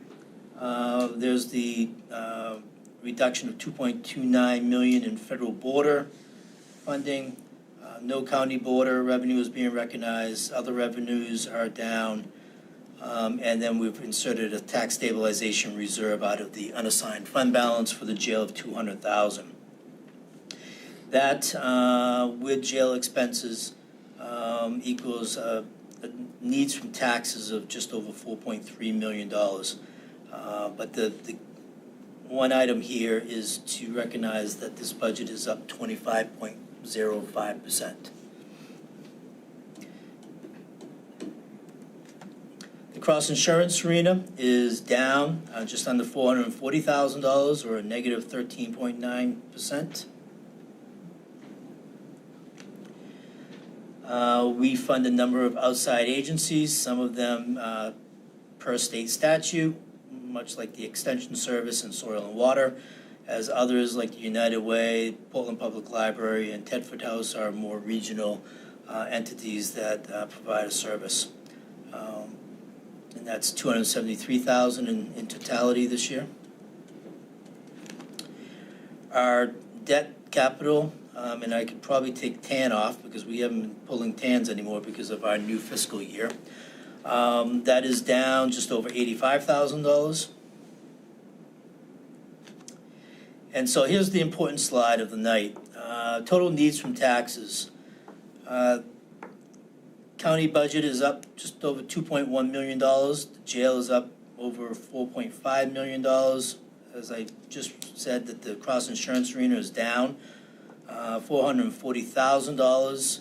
And then we have inserted $500,000 of tax stabilization reserve, which is an increase of $300,000 over what the current year budget has in it, for a totality of $5.4 million dollar change, resulting in a total needs from taxes at 12.93%.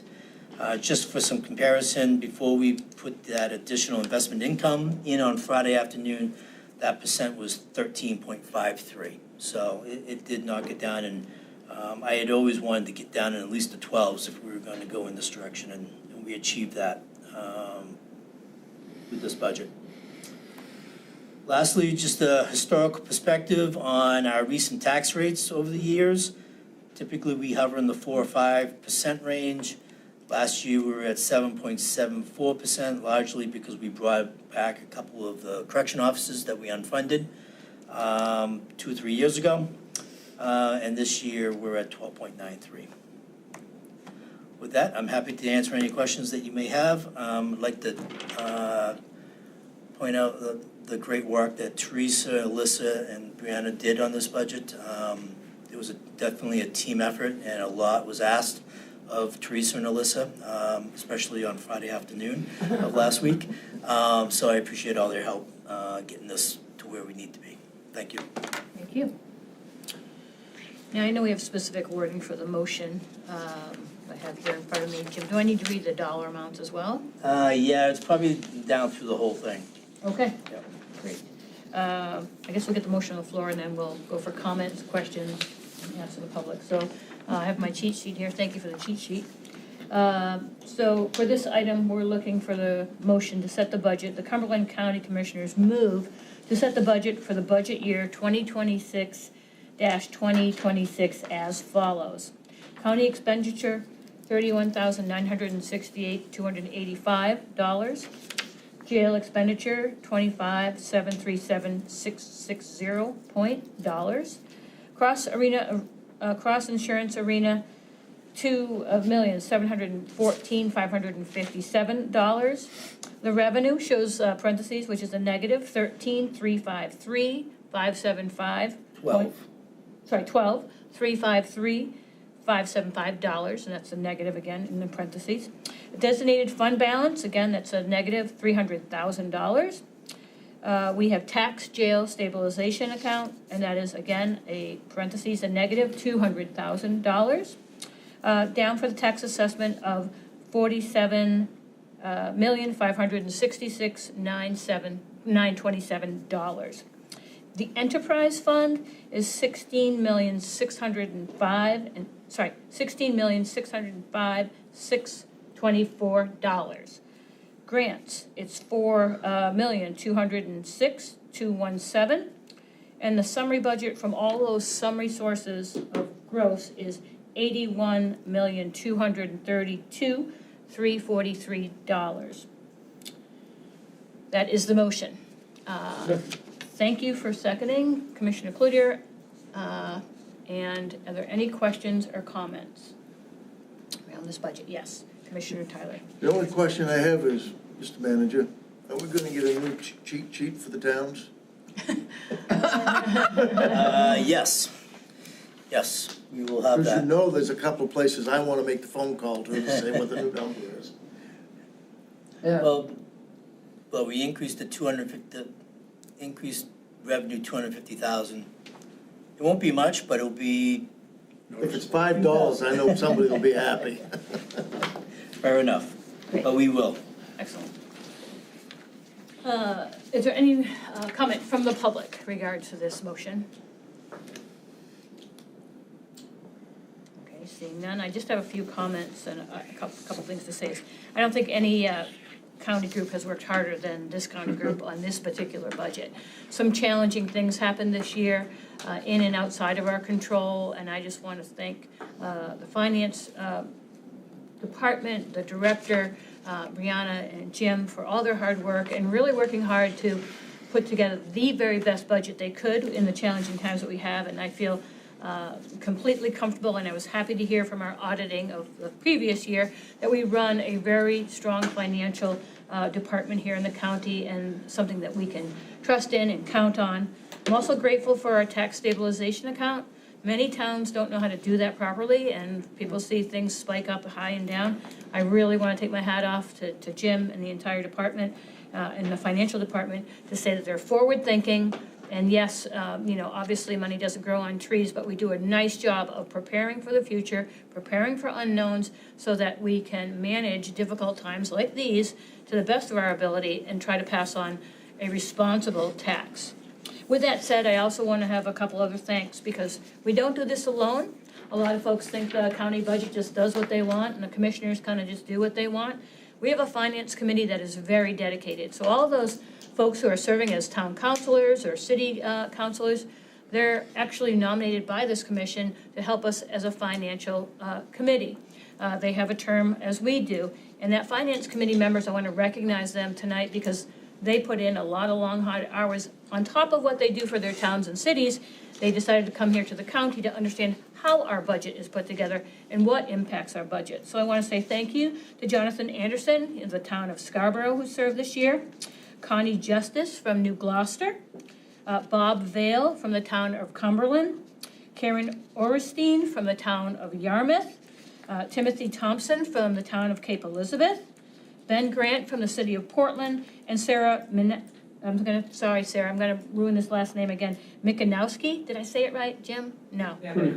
Thank you. I knew someone would help me. Thank you so much. I want to say thank you to all of those members of the Finance Committee. They put in a lot of hours, gave us some great feedback, and allowed us to get to where we are tonight, so I want to thank those committee members as well. Without any further ado, all of those in favor? Aye. I show unanimous support for the budget. Thank you very much. All right. One more motion. Yep. The last motion is to set the capital improvement plan. This is approving a 5-year capital improvement plan, including expenditures of $317,600 in non-debt CIP. The amount is $317,600, and that is all I have on my cheat sheet. Am I correct? Yes. Move passage. Thank you. I have a motion to passage by Commissioner Cloutier and a second by Commissioner Caterina. Any comments from the staff? Any comments from the public? Great, and seeing none, all those in favor? Aye. Show that unanimous for the motion for the capital improvement plan. And that's the year 2020, I want to make sure that's 2025, 2026, correct? 26, 27. Sorry, 26, 27. It doesn't say it on it specifically, but want to make sure we're in the right year. Okay, great, thank you. Okay. We're now moving on to the next item in our agenda, and that is item 26-029, and that is approving the 2026-2027 jail budget to exceed the 4% growth limitation factor. Move passage. I have a motion by Commissioner Cloutier and a second by Commissioner Caterina. Thank you. County Manager, please. Thank you. As the commissioners are aware that their state statute requires counties to not raise more than 4% of new money per year in support of jail operations. This 4% kind of dates back to the Board of Corrections and still lives within state statute. There are some criteria that a county can meet to get past that 4%. Largely, it's an emergency provision within state statute that allows a county, not year over year, but in particular years of strain on the jail budget, to call an emergency provision of the state statute. For that to happen, it needs to go to a vote of the elected body. And so this evening, I've spelled it all out in your position paper, talking about it, and you just need to make a motion and approve this to exceed the cap of 4%. Thank you. Thank you. We have a motion on the floor. Is there anyone from the public that would like to speak to this matter? Seeing none, public comment is closed. Commissioners, any comments? Yes, please. Commissioner Caterina. As you folks are aware, I'm one of the chairs of the Legislative Policy Committee, and we've been busting our posterior regarding trying to get money out of the state for jail funding. Not sure where it's gonna go. We don't have a clear path right now. I will say we've done a lot to awaken the awareness of a number of legislators. I would ask each of you to call your favorite legislators and say, what the heck? You know, you guys keep putting mandates on us, telling us, we'll have to do this. We've got this archaic 4% growth limitation factor. Give us some money. So that's just my ask for tonight. Yes, Commissioner Cloutier. The fact that this is a 4% ceiling It tells you something about the thoughtful planning that occurs at the state level. In addition, there are counties where the county commission does not have authority over its budget. The finance committee, which is an outside committee, has the authority to enact the budgets. And in those counties where they have been operating a dungeon for at least 50 years that they call a jail, and have assiduously adhered to the 4% cap, you read in the latest newspapers that they find themselves functionally bankrupt and quite distressed. And they're making our 25% increase look like child's play. So, 25% is a lot of money. It has special reasons that we know about and considerations that we've taken into account that may or may not come to pass. But the fact is that this is a situation that I don't share any of Commissioner Caterina's good feeling about possibilities from state funding. My own impression over the last 40 years is that if you go to the appropriations table, you might as well start the funeral.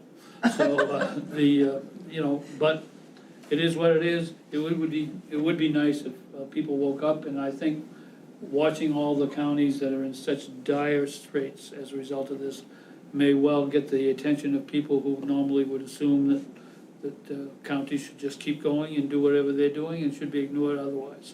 So maybe we'll do better later. Thank you very much. Commissioner Gordon. To go along with what Jim is indicating, if you look at the other counties, there are some of them, there are multiples of what we're going to.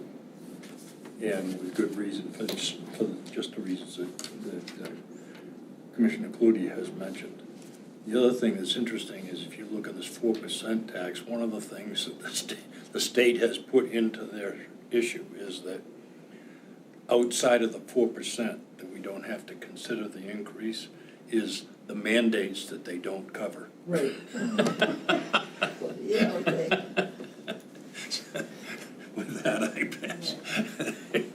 Clearly, we're all doing the best we can with what we have. And I'll just say I appreciate all those who are still fighting the fight. And I think it is important to, again, be clear, be vocal, and, push for what we know is our experience and our lived-in reality here of what does it cost to run a jail.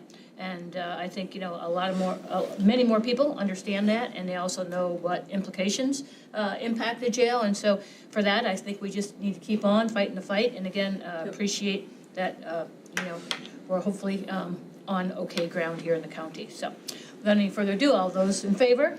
Aye. Aye, show that unanimous. Thank you. Next, we have item 26-30.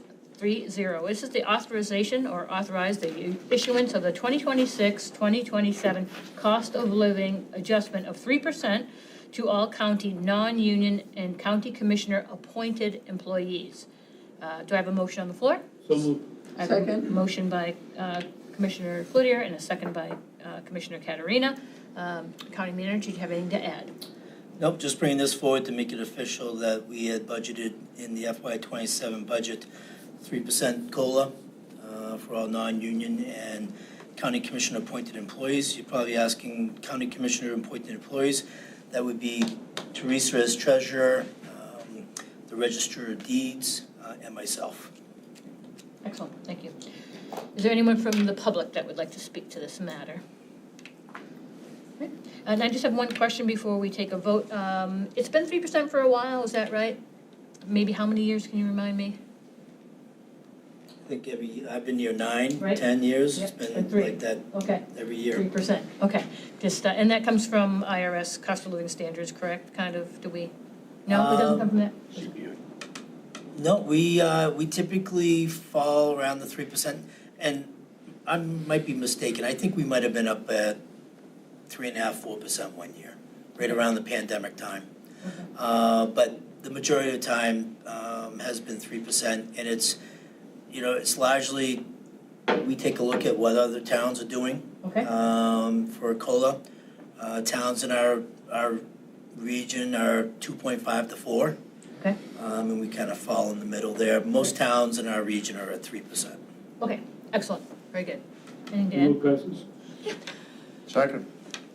So a motion by Commissioner Cloutier and a second by Commissioner Tyler. You guys are going fast tonight, thank you. All those in favor?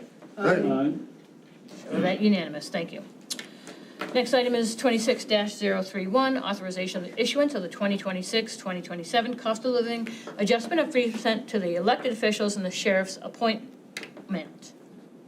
Move passes. I have a motion to pass by Commissioner Cloutier and a second by Commissioner Tyler. She's thinking over there, she's slowing down. Yeah, I I'm guess. sorry. Is there I got anyone, distracted. is there anyone from the public that would like to speak to this particular item? Seeing none, the public comment is closed. All those in favor? Aye. Show the motion unanimous. Thank you. Now we have item 26-032. It is the transfer of $1.5 million from the county's unassigned fund balance to the budget stabilization and uncompensated absences reserve accounts. May I have a motion for this? So moved. I have a Second. motion by Commissioner Caterina and a second by Commissioner Cloutier. County Manager, if you would, please. Thank you. As part of the insertion of $500,000 into the FY27 budget, we created a schedule of step down over the next 4 years to wean the budget off from that $500,000 reliance. And so to do that, we already have some balance within the tax stabilization reserve. We need to bring in some additional funding, and we're asking to move that additional funding all at once, and not annually, but all at once, so it's in there, and we know it's in there, of $1 million that will cover the step-down schedule. Additionally, our uncompensated absences account, due to a number of retirements over the years, a lot of long-term employees that really tap the account when they leave. That is hovering at a low level, and we feel as though we need to capitalize that to strengthen it a little bit, and we'd ask for $500,000 coming out of unassigned fund balance to do just that. So I'd ask for a totality $1.5 million transfer out of unassigned fund balance to those two reserve accounts. Thank you. Excellent. Thank you very much for the explanation on that. Move passes. Is anyone, it's already on the floor. I'm sorry. Anyone from the public like to speak to this matter? And seeing none, public comment is closed. The motion is on the floor. Yes, questions and comments? Is there anything in the charter about what that fund can be used for? Yes, and we're following not only it's not the charter, it is the unassigned fund balance policy that the commissioners approved back in November, December. And it is in accordance with state statute. In terms of the amount? No. And, The uses. yeah. Okay. Did you have a further question, Steve? No, And- if it's just the charter, that's all. If you change the charter, Excuse me? if you change the charter, you have to go to the public. Well, we're not changing the charter. I thought the charter read that it was to be used for capital. Well, there are a number of items. Okay. There are about 4 or 5 items that are eligible to be used. Capital being one of them. Tax stabilization being another one. Just so everyone knows, we are at, with this move, we have got ourselves down below the 20% maximum, and our fund balance now is 19.7. What's the minimum? 16.7. Yes, do you have a comment? Yes, I just think it's a great idea to be shoring up the retirement funds, because that's the kind of often unrecognized liability that sneaks up on you if you're not paying attention to it. And it's been the undoing of a lot of public operations in the past. So the fact that you're stabilizing that seems to me to be a real smart, long-term financial move. Excellent. Anyone else?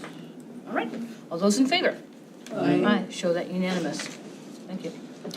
And the last portion of our agenda this evening is titled Unfinished Business. That's item 26-016. Approve the jail medical service agreement between CFG Medical and Cumberland County for medical services provided at the jail. Could I have a motion for the floor? So moved. Second. A motion by Commissioner Cloutier and a second by Commissioner Tyler. County Manager, if you would, please. Thank you. You all know the story behind jail medical services and how we needed that quickly to have seamless transition from one company leaving to another one coming on. This contract is for the jail medical services.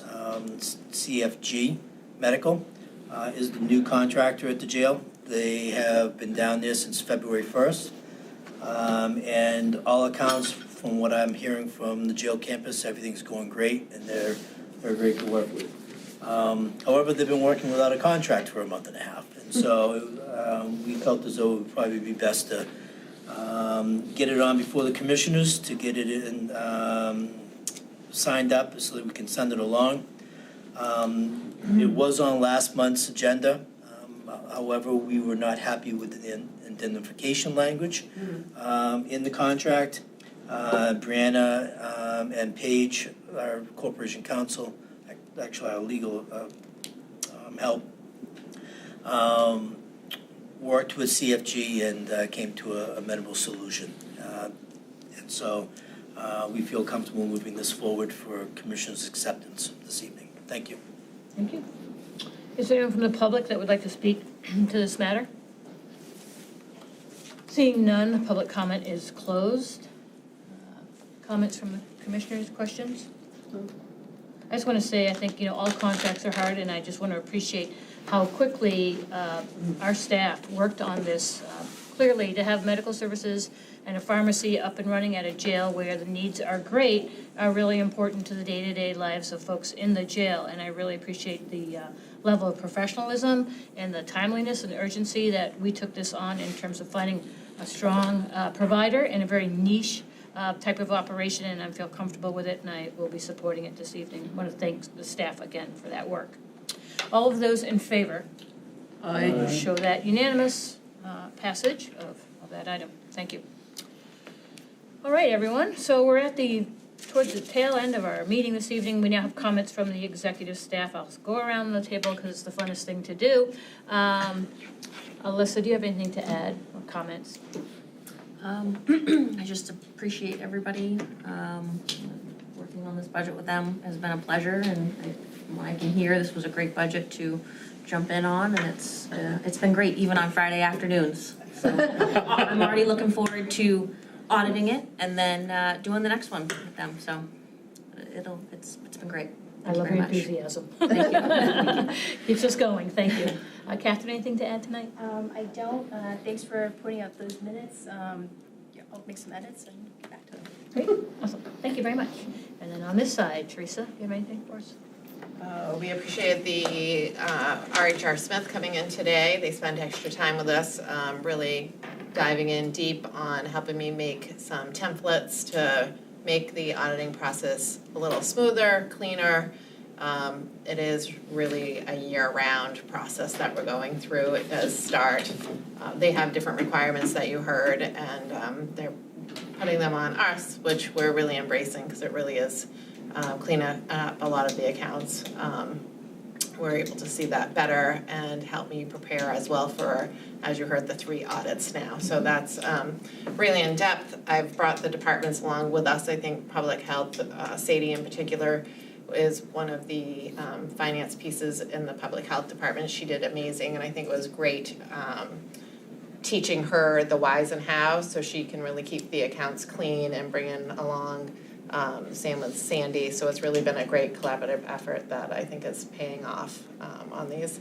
And then just everything else that's happening within the finance department. But the audit budget bond has really been taking a bulk of our efforts lately. So Never slow anymore. She's always busy. We know that mantra already. Thank you. Thank you for the work. Brianna? I don't have much to add. I just, thanks to everybody who's worked. I feel like I've gotten a lot of undue credit here. I'm really new to this process as well, so I really appreciate the structure that has been formed and the support from other departments as we go through the budget process. Just Jim printed out or brought down a bunch of the extra Cumberland County handouts, and they're behind you on the table here, so feel free to take them. They're also available in the office anytime. They're being very well received out there in all the Yes, they communities, so are. thank you so much for that work. It helps to Yeah. shine a light. So, Absolutely, appreciate and a lot of the departments their praises should be sung. Yes. Absolutely. Thank you. Jim? Thank you. Got a few things this evening. First, hot off the press, we have our 2024-2025 annual report.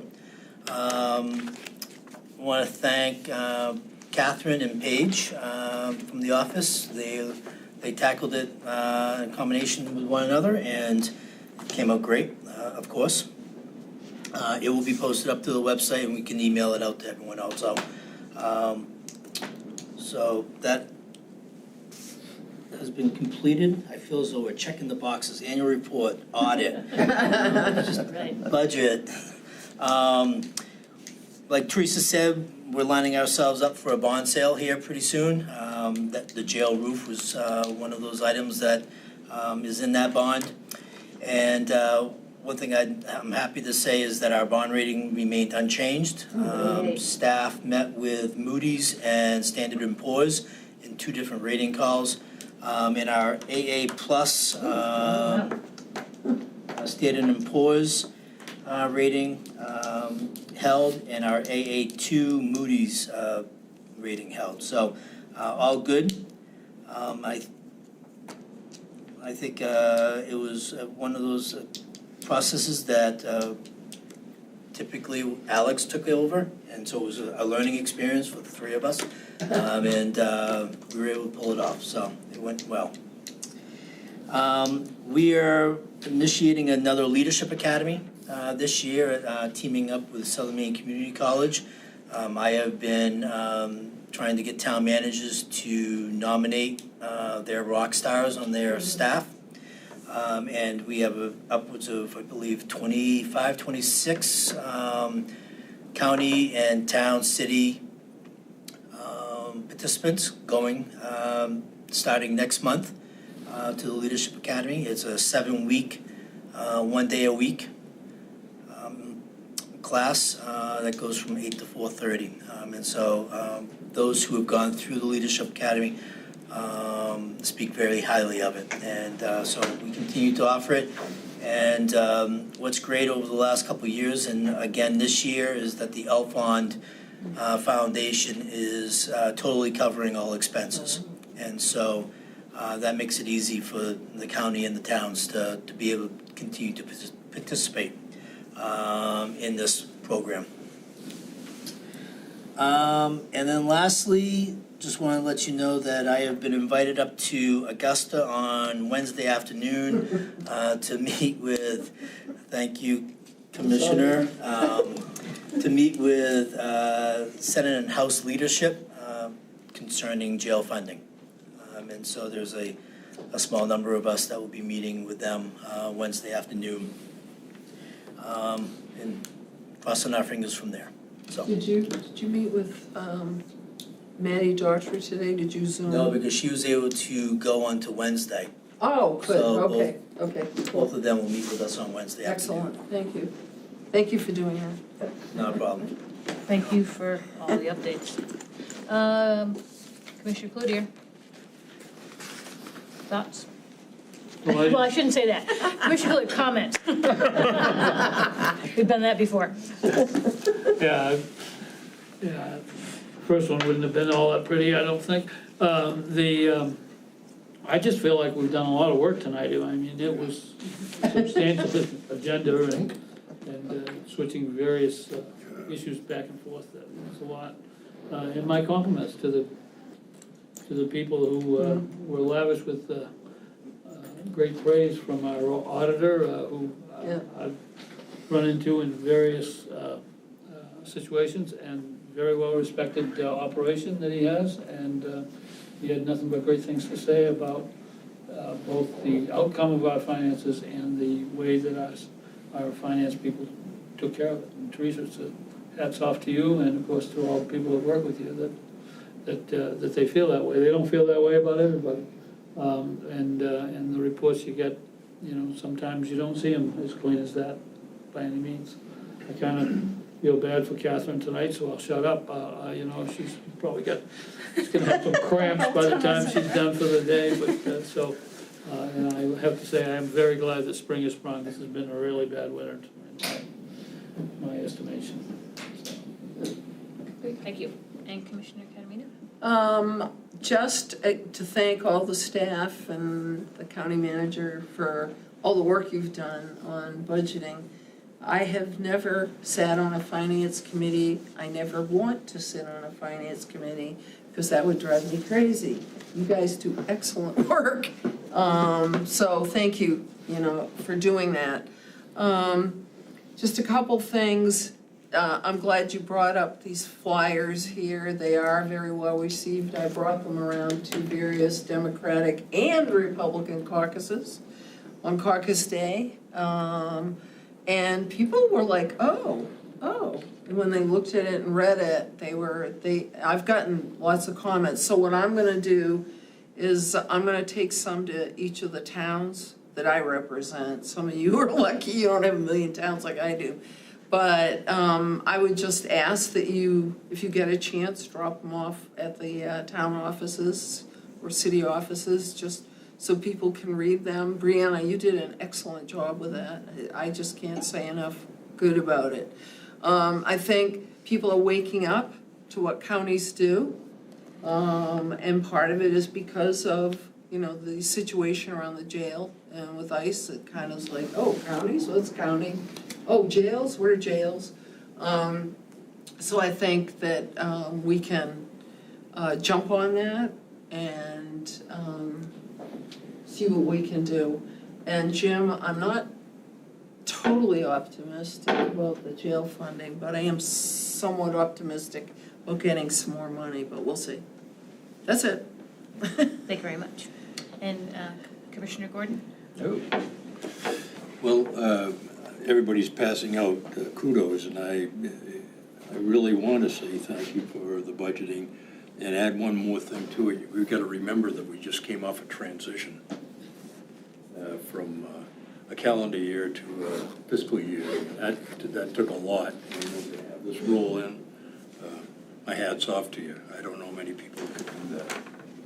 Really, it's phenomenal. See the grays? Are you gonna blame them all on me? You took the words. The other thing is that one of the strengths that I don't think that we appreciate and take advantage of is the planning that goes along with this group. And I can't encourage it enough as I've been out, and I know that my time is starting to fade here, which is probably a good thing. The planning is really respected, and I can't encourage us to, and especially the management, to look forward to that with the communities.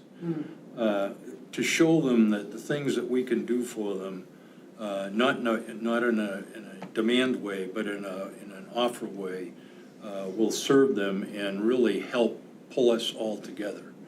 The cost of things, if you talk to anybody out there in a community, is just astronomical. And it's because everybody has thought that they needed to do everything and have one of everything, each one of us, and could present it all the time. They're not taking advantage of, the bad word, which is consolidation. And we're the ideal group to do that, or the ideal government, more especially. There is movement afoot. You'll see it in some of the legislation that's being put out to create people or organizations to do that. And nobody's stopping and saying, wait a minute, have we got something that handles it already? And we've got to be aware of that, because this group here certainly shows and demonstrates what's going on in the future and is reaching out to do it. I can't encourage the manager more to continue his community meetings with the county managers in all the communities that get together. I can't. The thing that's going on with fire is having real repercussions that people are beginning to talk about things that they never talked about before. And so, again, I encourage that. Look at the Leadership Academy you just mentioned. That starts to build up this realm of people that are available, just like when Alex left, we brought in a superstar. So, again, I can't encourage that more. There is one thing that I'm going to really miss, and I think it's coming up probably next year, or at least a year after, is a set down in a 5-year planning session. Because this next one's going to be just great. There's so much going on, and with what's coming out with the technologies of AI and so forth, wow, it's going to be exciting. So with that, my hat's off to the staff, and again, to this board. To me, this board is entrepreneurial, and I congratulate you for that. Thank you. Commissioner Tyler? Thank you. My comments are fairly short. I've obviously, and Jean Marie will probably agree with me, when you start this as a county commissioner, it's a new learning curve. I did 2 terms of legislature, she's done town council, and this government entity operates differently. I've been fortunate in my talking with my townspeople, Wyndham, all my towns. I've ragged this group up tremendously as to what we can do and what we do for the county. The auditors, the stuff we got going on, the Leadership Academy, and all the things Commissioner Gordon mentioned, my bragging has been well-founded. I keep telling them, we've got a group in there that knows what they're doing. They got this down pat, so when you sit down and intelligently talk about the budget, which we're getting beat on a little bit, but they don't push back very hard. I've had one meeting with the chairman, vice chair, and the Wyndham town manager. Jim and I are going to meet with again in late April, but that's just to explain things. We've met with Greg. I'm going to Harrison next week. It's pretty easy to explain when you know the numbers, and when the numbers have been handed to you, you can justify them. And so I'm looking forward to this year, and hopefully we can keep this ball rolling. And Steve is absolutely right. You know, and I said to the Wyndham people, 20 years ago, I was so much home rule, New England, let's not, you know, we got our own little fiefdom. Yeah. You know, I hate to say it, and I said it to the Wyndham town manager, the South has got it right. County government is where it's at. It's got to be, or we're going to lose dollars. It's going to, so much more economy of scale. Yep. Yeah, so, yep, but congratulations to all departments in this building. This game is running pretty darn good, and I hope we can keep it going. Thank you. Excellent. I won't go long and long on my comments, except to say I agree. My first term, which is coming to a close shortly here, has been a learning curve too. And as chair, I found it to be super rewarding to be with all of you, despite even if we disagree from time to time. We still have things on our plate to accomplish. It's a very robust group. I love and appreciate all your dedication that you all show as commissioners in Augusta and to the towns, and taking the time to really care and communicate what we're trying to do here as a community government, as a county government. And so I appreciate that effort by all of you. And of course, you know, it's really great and really fun to be part of an organization that is very good in planning, but also very good in executing. Because you can find these, you know, pie in the sky dreamers out there, but they just can't seem to execute. We found that magic potion where we are able to make some great plans, look ahead, you know, see where the danger lies and try our best to navigate around those tough spots, but also do it with a lot of commitment, still smiling. That's amazing. I know the week you had, you know, and I just think, again, it just really hats off to creating a culture where it's a good place to work here at Cumberland County, and I can't say enough about the staff. And a long meeting tonight, but it just shows you the breadth and the depth of what we do and the work that still needs to be done here in the county. And again, hope everyone has a good evening. Thank you for a great, productive meeting tonight. Thank you. May I have a motion for adjournment? You got it. Okay, I need to be fighting for that. That's by Commissioner Tyler and second by hand of Commissioner Gordon. All those in favor? Aye. And it's unanimous. Thank you. The answer to your question is labor and material bond we require. Yeah.